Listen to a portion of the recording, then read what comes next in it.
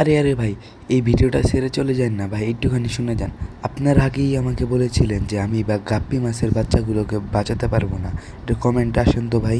আপনারা অনেকেই বলেছিলেন এদেরকে বড় মাছের সাথে রেখে দিতে। ভাই, বড় মাছগুলোর কাণ্ড দেখেছেন? ক্ষুধা চেটে ওরা বাচ্চাগুলোকেই খেয়ে ফেলতো। তাই বড় মাছের সাথে ওদের রেখে দেইনি, না হলে বাচ্চাদেরকে ওরা হা করে গিলে নিত। তাই আমি একটা ছোট বাটিতে রেখে দিয়েছি। আপনারা হয়তো বলবেন, বাটিতে ফিল্টার নাই, ময়লা জমে মরে ভূত হয়ে যাবে।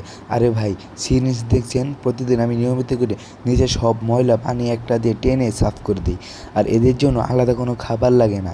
বড় মাছের সাধারণ যে খাবার, হাত দিয়ে একদম গুঁড়ো করে মুখে দিয়ে দিই। আপনারা যারা এতক্ষণ ভাবছিলেন এরা বাঁচবে না, কমেন্টে সত্যি কথা বলে যান তো, আমার এই বুদ্ধিটা ভুল নাকি সঠিক।